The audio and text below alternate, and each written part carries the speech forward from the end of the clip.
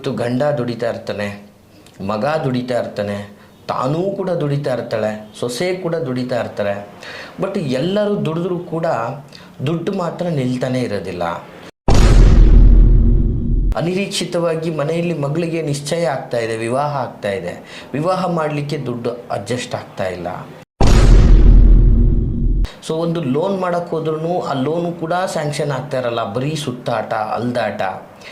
ಇವಾಗ ಬಾ, ಅವಾಗ ಬಾ, ಸಿಗ್ನೇಚರ್ ವೆರಿಫೈ, ಆ ವೆರಿಫೈ, ಈ ವೆರಿಫೈ ಅಂದ್ಕೊಂಡು ಹಿಂಸೆಗಳನ್ನು ಕೊಡ್ತಾ ಇರ್ತಕ್ಕಂಥದ್ದು. ಒಂದು ವಾಹನ ಖರೀದಿ ಮಾಡೋಕ್ಕಾಗ್ತಾ ಇಲ್ವಲ್ಲ ನನ್ನ ಕೈಲಿ. ಸೊ ಈ ರೀತಿಯಾದಂತಹ ಒಂದು ತಲೆಬಿಸಿ. ನಮಸ್ತೆ ವೀಕ್ಷಕರೇ, ನಾನು ನಿಮ್ಮ ಮೈಸೂರಿನ ಶ್ರೀನಿವಾಸನ್. ವೀಕ್ಷಕರೇ, ಈ ಒಂದು ಸಂಚಿಕೆಯಲ್ಲಿ ಮನೆಯ ಮುಖ್ಯಸ್ಥೆ ಅಥವಾ ಮನೆಯ ಯಜಮಾನಿ ಮನೆಯಲ್ಲಿ ಸ್ಥಿರವಾದ ಲಕ್ಷ್ಮಿ ನೆಲೆಸಲಿಕ್ಕೆ ಏನು ಮಾಡಬಹುದು ಆಕೆ ಅನ್ನುವಂಥದ್ದು ಬಹಳ ಅದ್ಭುತವಾದ ವಿಚಾರ ವೀಕ್ಷಕರೇ. ಇದು ಸಾಮಾನ್ಯವಾಗಿ ಎಲ್ಲರಿಗೂ ಕೂಡ ಉಪಯೋಗ ಆಗುವಂಥದ್ದು. ದುಡ್ಡು ಯಾರಿಗೆ ಬೇಕಾಗಿಲ್ಲ ಹೇಳಿ? ಹಾಗಾಗಿ ಇದು ಎಲ್ರಿಗೂ ಕೂಡ ಉಪಯೋಗವಾಗುವಂತಹ ವಿಚಾರ. ಸೊ ಯಾರೆಲ್ಲ ಹೇಗೆ ಇದನ್ನು ಮಾಡ್ಕೋಬೇಕು ಅನ್ನೋದ್ರ ಬಗ್ಗೆ ನಾನು ವಿವರವಾಗಿ ಹೇಳ್ತೇನೆ. ಹಾಗಾಗಿ ಈ ಒಂದು ವಿಡಿಯೋವನ್ನು ಸ್ಕಿಪ್ ಮಾಡದೆ ಸಂಪೂರ್ಣವಾಗಿ ನೋಡಿ, ನಿಮಗೆ ಸ್ಪಷ್ಟವಾದಂತಹ ಉತ್ತರ ಸಿಗ್ತದೆ. ನೋಡಿ, ಇವತ್ತಿನ ಸಾಮಾನ್ಯ ದಿನಗಳಲ್ಲಿ ಒಂದು ಕುಟುಂಬ ಅಂತ ಬಂದಾಗ ಆ ಕುಟುಂಬದಲ್ಲಿ ಇವತ್ತು ಗಂಡ ದುಡಿತಾ ಇರ್ತಾನೆ, ಮಗ ದುಡಿತಾ ಇರ್ತಾನೆ, ತಾನೂ ಕೂಡ ದುಡಿತಾ ಇರ್ತಾಳೆ, ಸೊಸೆ ಕೂಡ ದುಡಿತಾ ಇರ್ತಾರೆ. ಬಟ್ ಎಲ್ಲರೂ ದುಡಿದ್ರೂ ಕೂಡ ದುಡ್ಡು ಮಾತ್ರ ನಿಲ್ತಾನೆ ಇರೋದಿಲ್ಲ. ಸೊ ಎಷ್ಟು ದುಡಿದ್ರೂ ದುಡ್ಡು ಎಲ್ಲಿ ಹೋಗ್ತಾ ಇದೆ ಅನ್ನೋದ್ರ ಬಗ್ಗೆ ಅರಿವಾಗ್ತಾ ಇರಲ್ಲ. ಜೊತೆಗೆ ಸ್ವಲ್ಪ ದಿನಗಳ ಹಿಂದೆ ಮಾಡಿದ ಸೇವಿಂಗ್ಸು ಕೂಡ ಅದು ದಿನ ದಿನ ದಿನ ನಾಶ ಆಗ್ತಾ ಇದೆ.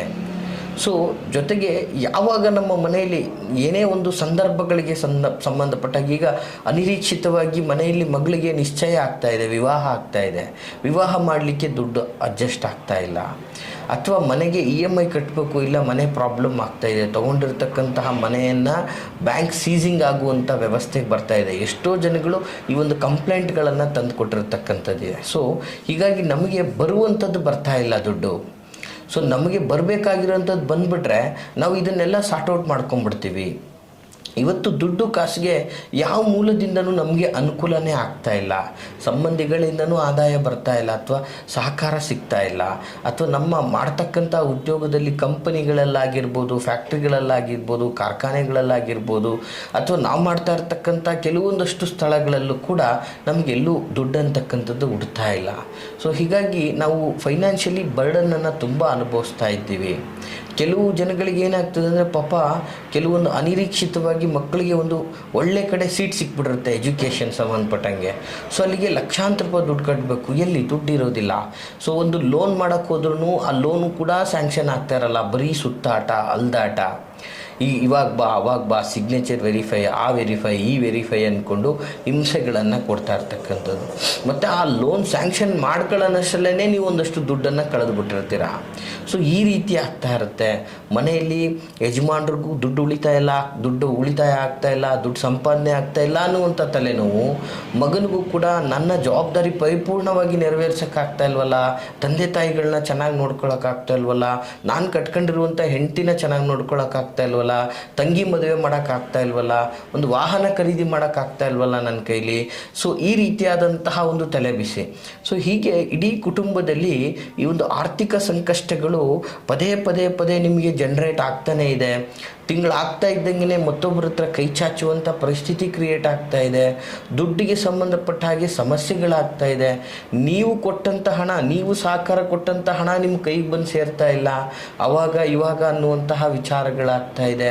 ಸೊ ಹೀಗೆ ಎಲ್ಲ ವಿಧದಲ್ಲೂ ಕೂಡ ನಿಮಗೆ ಯಾವ ಮೂಲದಿಂದನೂ ಧನಗಳ ಅನುಕೂಲಗಳೇ ಆಗ್ತಾ ಇಲ್ಲ, ಧನ ಆಕರ್ಷಣೆಯೇ ಆಗ್ತಾ ಇಲ್ಲ ಅನ್ನುವಂಥದ್ದಾದರೆ ವೀಕ್ಷಕರೇ, ಈ ಒಂದು ಸುಲಭವಾದಂತಹ ತಂತ್ರ, ಬಹಳ ಅದ್ಭುತವಾದಂತಹ ತಂತ್ರ ಆಗಿರುತ್ತದೆ. ನಿತ್ಯ ನಿಯಮಿತವಾಗಿ ಮನೆಯ ಯಜಮಾನಿಯಾದಂಥವಳು ಈ ಒಂದು ಕಾರ್ಯವನ್ನು ಶ್ರದ್ಧಾಭಕ್ತಿಯಿಂದ ಮಾಡಿದ್ದೆ ಆದರೆ ಖಡಾಖಂಡಿತವಾಗಿ ನಿಮ್ಮ ಮನೆಯಲ್ಲಿ ಶೀಘ್ರವಾಗಿ ಲಕ್ಷ್ಮೀ ಪ್ರಾಪ್ತಿಯಾಗ್ತದೆ.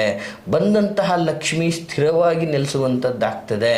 ಜೊತೆಗೆ ನೀವು ಮಾಡುವಂತಹದ್ರಿಂದ, ನಿಮ್ಮ ಮನೆಯಲ್ಲಿ ಮುಖ್ಯಸ್ಥೆಯಾಗಿ ನೀವು ಮಾಡುವುದರಿಂದ ನಿಮ್ಮ ಯಜಮಾನರಿಗೆ ನಾನಾ ಮೂಲದ ಧನಾಕರ್ಷಣೆ ಆಗುತ್ತೆ, ಮಗನಿಗೆ ನಾನಾ ಮೂಲಗಳಿಂದ ಅವಕಾಶಗಳು ಆಪರ್ಚುನಿಟಿಗಳು ಕೈಗೆ ಸೇರುತ್ತೆ.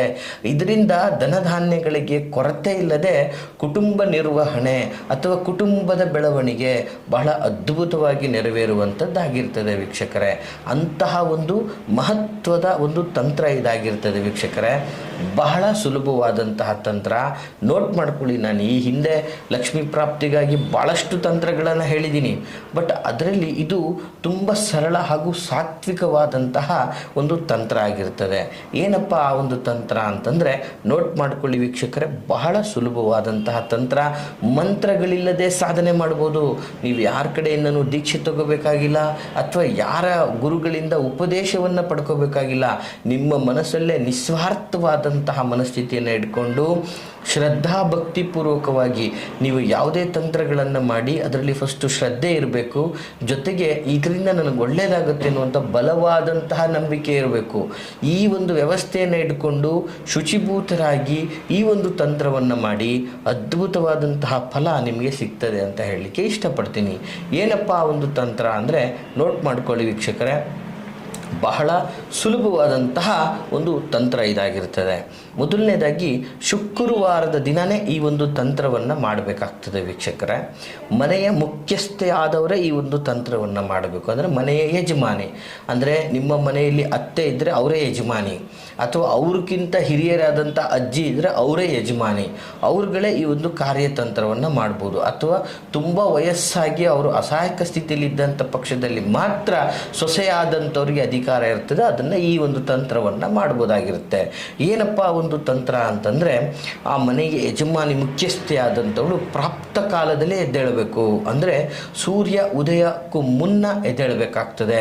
ಸೂರ್ಯ ಉದಯಕ್ಕೂ ಮುನ್ನ ಎದ್ದು, ಮುಂಚೆನೇ ಎದ್ದು ಸಂಪೂರ್ಣವಾಗಿ ದೇವರ ಮನೆ ಆಗಿರ್ಬೋದು, ಅಡಿಗೆಯ ಕೋಣೆ ಆಗಿರ್ಬೋದು, ಸಂಪೂರ್ಣ ನಿಮ್ಮ ಮನೆಯ ಒಂದಷ್ಟು ವಿಶೇಷವಾಗಿ ಶುಚಿಯನ್ನು ಗೊಳಿಸ್ಕೊಂಡು, ಮತ್ತು ಒಂದೇ ಒಂದು ಪಾವು, ಅಂದರೆ ನಿಮ್ಗೆ ಗೊತ್ತಿರಬೇಕು, ಪಾವು ಚಟಾಕಿ ಅನ್ನೋಗಿ ಸೇರಲ್ಲಿ ಅಳಿಯುವಂಥದ್ದು ಒಂದು ಪಾವು ಅಕ್ಕಿಯನ್ನು ವಿಶೇಷವಾಗಿ ಅನ್ನವನ್ನಾಗಿ ಸಿದ್ಧಪಡಿಸ್ಕೋಬೇಕು ವೀಕ್ಷಕರೇ.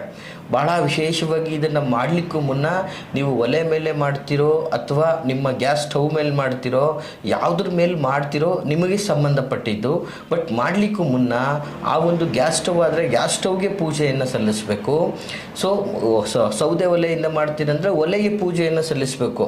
ಈ ರೀತಿ ಪೂಜೆಯನ್ನು ಸಲ್ಲಿಸಿಬಿಟ್ಟು ಸ್ವಲ್ಪ ಒಂದು ಪಾವು ಅಕ್ಕಿಯನ್ನು ಹಾಕಿ ಅನ್ನವನ್ನು ಸಿದ್ಧಪಡಿಸ್ಕೋಬೇಕು. ನಂತರ ಅದರಲ್ಲಿ ಸ್ವಲ್ಪ ಸಕ್ಕರೆ ಮತ್ತು ಸ್ವಲ್ಪ ತುಪ್ಪವನ್ನು ಬೆರೆಸಬೇಕು. ಈ ರೀತಿ ಬೆರೆಸಿದ ನಂತರ ಆ ಅನ್ನವನ್ನು ನಿನ್ನೆ ರಾತ್ರಿ, ಅಂದರೆ ಗುರುವಾರದ ರಾತ್ರಿ ಉಳಿದಂತಹ ಒಂದು ರೊಟ್ಟಿಯಲ್ಲಿ, ವಿಶೇಷವಾಗಿ ಆ ರೊಟ್ಟಿಯಲ್ಲಿ ಆ ಅನ್ನವನ್ನು ಹಾಕೋಬೇಕು.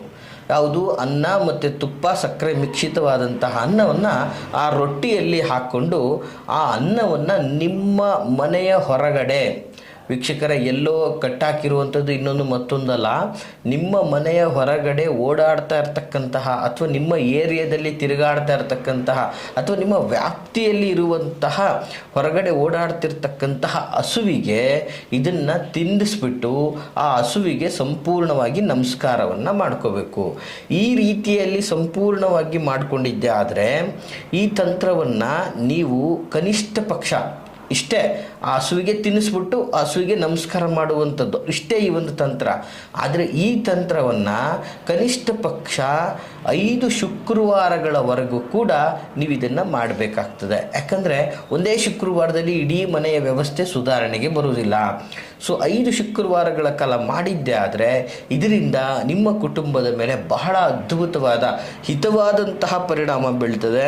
ಸೊ ಮನೆಯಲ್ಲಿ ಗಂಡನಿಗೆ ಧನಾಕರ್ಷಣೆ ಆಗ್ತದೆ, ಮಗನಿಗೆ ಅವಕಾಶಗಳು ಸಿಗಲಿಕ್ಕೆ ಪ್ರಾರಂಭ ಆಗುತ್ತೆ, ನಿಮ್ಮ ಹಣ ನಿಮ್ಗೆ ವಾಪಸ್ ಬಂದು ಸೇರುತ್ತೆ, ನಾನಾ ಮೂಲಗಳಿಂದ ಅವಕಾಶ ಸಿಗುತ್ತೆ, ಲೋನ್ಗಳು ಸ್ಯಾಂಕ್ಷನ್ ಆಗುತ್ತೆ. ಅಂದರೆ ನಿಮಗೆ ಈ ಧನಾಕರ್ಷಣೆಗೆ ಅಡ್ಡಿಯಾಗಿದ್ದಂಥ ಎಲ್ಲ ಮೂಲಗಳು ತೆರೆಯುತ್ತೆ. ಈ ಒಂದು ರೀತಿಯಲ್ಲಿ ಮನೆಯ ಮುಖ್ಯಸ್ಥೆ ಆದಂಥವಳು ಶುಕ್ರವಾರದ ದಿನ ಕನಿಷ್ಠ ಪಕ್ಷ 5 ಶುಕ್ರವಾರ ಈ ಒಂದು ತಂತ್ರವನ್ನು ಮಾಡಿ ಲಕ್ಷ್ಮಿಯನ್ನು ಸ್ಥಿರವಾದಂತಹ ರೀತಿಯಲ್ಲಿ ಶೀಘ್ರ ಲಕ್ಷ್ಮಿಯನ್ನು ಪ್ರಾಪ್ತಿ ಮಾಡಿಕೊಳ್ಳಿ ವೀಕ್ಷಕರೇ. ಈ ಮಾಹಿತಿ ತಮಗೆ ಇಷ್ಟವಾಗಿದ್ದರೆ ಲೈಕ್ ಮಾಡಿ. ಹಾಗೆ ಈ ಧನಕನಕಗಳಿಂದ ಸಂಕಷ್ಟ ಪಡ್ತಾ ಇರತಕ್ಕಂತಹ ಜನಗಳಿಗೆ ತಪ್ಪದೇನೆ ಈ ಒಂದು ವಿಡಿಯೋವನ್ನು ಶೇರ್ ಮಾಡಿ ಅಂತ ಹೇಳ್ತಾ, ಹಾಗೆ ನಿಮ್ಮ ಜೀವನ ಬಂದ ಯಾವುದೇ ಥರದ ಸಂಕಷ್ಟಗಳನ್ನು ಮುಕ್ತವಾಗಿ ನಮ್ಮೊಟ್ಟಿಗೆ ಸಮಾಲೋಚನೆಯನ್ನು ಮಾಡಿಕೊಳ್ಬೇಕು ಅಂತ ಇಚ್ಛೆಪಟ್ಟರೆ ವಿಡಿಯೋದಲ್ಲಿ ಕಾಣ್ತಾ ಇರತಕ್ಕಂತಹ ಸಂಖ್ಯೆಗೆ ಕರೆ ಮಾಡಿ. ನಾವಿರುವಂತಹ ವಿಳಾಸ ಮೈಸೂರಿನ ವಿಜಯನಗರ 2ನೇ ಹಂತ KD ಸರ್ಕಲಲ್ಲಿ ನಮ್ಮ ಕಚೇರಿ ಸಹ ಲಭ್ಯವಿರತಕ್ಕಂಥದ್ದು. ಬಂದು ಭೇಟಿಯಾಗಲಿಕ್ಕೂ ಮುನ್ನ ನಾವು ಇರುವುದನ್ನು ಖಚಿತಪಡಿಸ್ಕೊಂಡು ಬನ್ನಿ ಅಂತ ಹೇಳ್ತಾ ಎಲ್ರಿಗೂ ಶುಭವಾಗಲಿ. ನಮಸ್ಕಾರ.